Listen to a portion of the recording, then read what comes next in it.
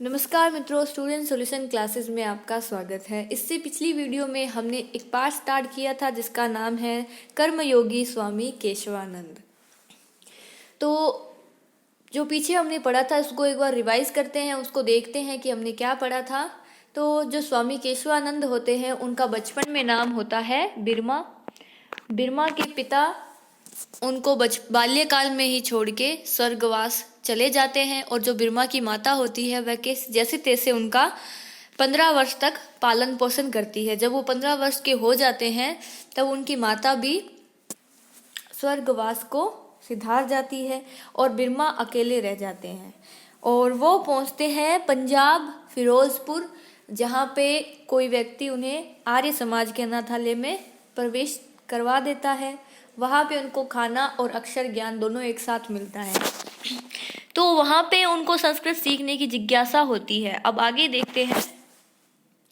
जिज्ञासिते सति कथितम यद जाटस्य त्व संस्कृतम क्वा सुलभम। तो जिज्ञासते सति कथितम,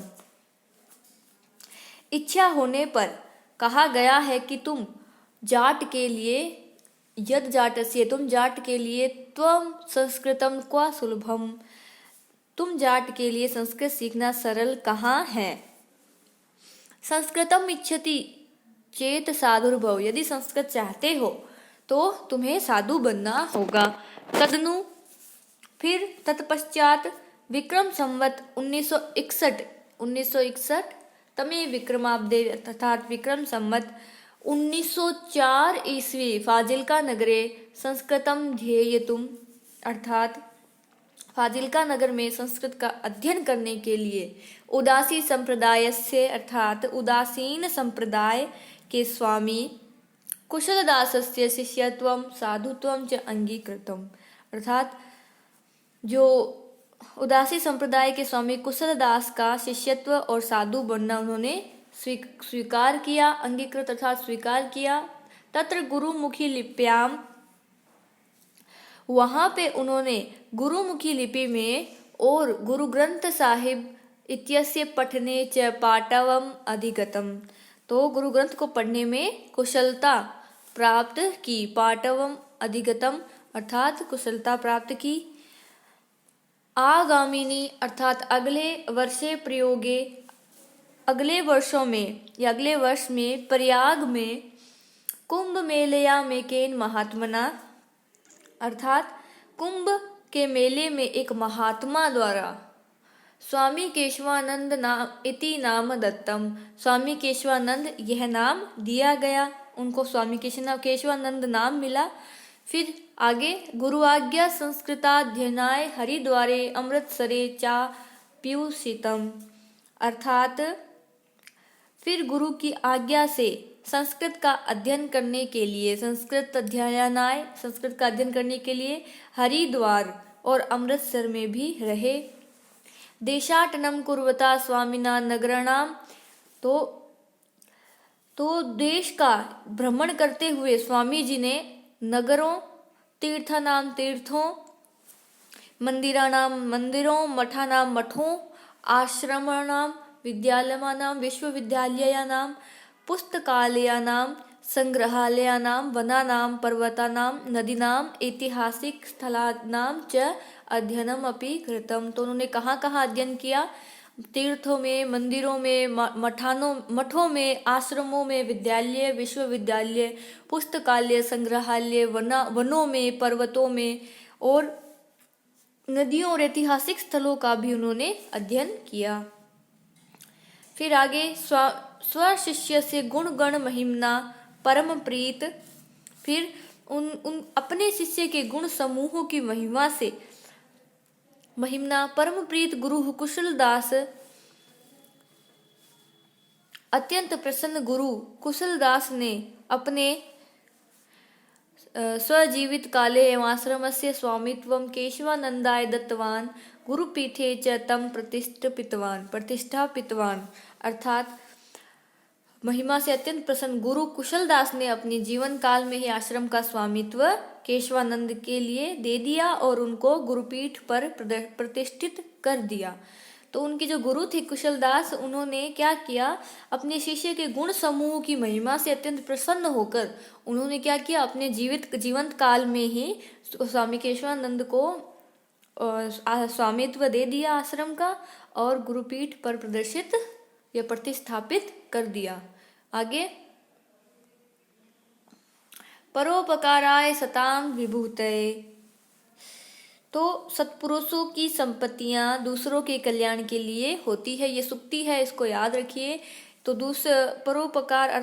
परोपकाराय सताम विभूतये, सत्पुरुषों की संपत्तियां दूसरों के कल्याण के लिए ही होती हैं। इति धिया समृद्ध मठस्य विभूति नाम उपयोगम विधाय उर्दू प्रधाने फाजिल्का अबोहर क्षेत्रे राष्ट्रभाषाया प्रचार कार्यम आरब्धवान। तो इस विचार से समृद्ध मठ की संपत्तियों का उपयोग करके उर्दू प्रधाने अर्थात उर्दू प्रधान फाजिल्का अबोहर क्षेत्र में राष्ट्रीय भाषा के प्रचार का कार्य उन्होंने प्रारंभ कर दिया। आदौ तावदाश्रमे एव वेदांत पुष्प वाटिका। फिर सबसे पहले तो आश्रम में ही वेदांत पुष्प वाटिका नामक सार्वजनिक हिंदी पुस्तकालय से वाचनालय से च प्रारंभ कृत। उन्होंने सार्वजनिक हिंदी पुस्तकालय और वाचनालय का प्रारंभ किया। इसके बाद तत्पश्चात तत्रैव एका संस्कृत पाठशाला अपि स्थापिता। उसके बाद उन्होंने वहीं पे एक संस्कृत पाठशाला की भी स्थापना की। फिर अबोहर नगरे नागरी प्राचारिणी सभा प्रारब्धा, और अबोहर नगर में नागरी प्रचारिणी सभा प्रारंभ की। जन सहयोगेन साहित्य सदनम अबोहर इत्याख्या संस्थापि आरब्धा, या ही रवीन्द्रनाथ ठाकुरस्य शान्तिनिकेतनमपि आसीत्। यन्माध्यमेन च ग्राम्यक्षेत्रेषु 24 विद्यालयानां चलपुस्तकालयस्य सत्साहित्य प्रकाशनाय दीपक प्रेस इत्यस्य च स्थापना जाता।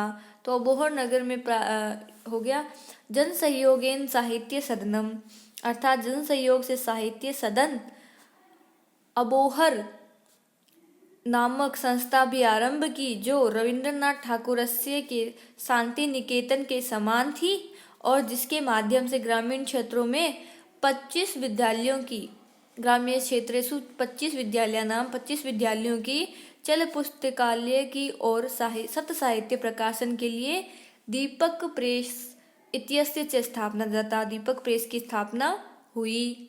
साहित्य सदने एवं स्वामिना 30तमम अखिल भारतीयम हिंदी साहित्य सम्मेलनम अपि आयोजित।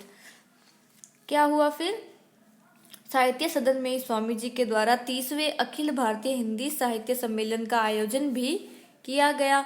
हिंदी सेवार्थम स्वामी ने, हिंदी सेवा के लिए स्वामी जी को साहित्य वाचस्पति तथा च राष्ट्रभाषा गौरवम इत्युपाध्यम द्वयम प्रदत्तम।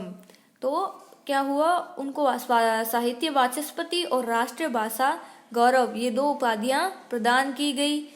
केशवानंदस्य हिंदी प्रचार कार्याणाम एकम सुफलम एतदासीद यद देश विभाजन काले पंजाबस्य फाजिल्का क्षेत्रम पाकिस्ताने गमनात् वारितम। फिर क्या हुआ, केशवानंद के हिंदी प्रचार के कार्यों का श्रेष्ठ परिणाम यह था, सुफलम एतदासीद यद, यह था कि देश विभाजन काले, देश विभाजन के समय पंजाब से फाजिल्का अर्थात पंजाब का फाजिल्का क्षेत्र पाकिस्तान में जाने से बचा लिया गया। अब आगे,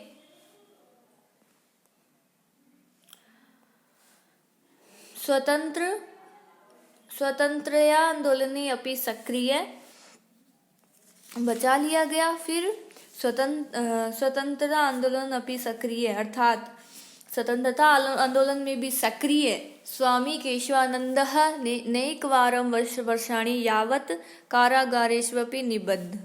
तो स्वामी केशवानंद ने अनेक बार वर्षों तक जेलों में बंद रहे।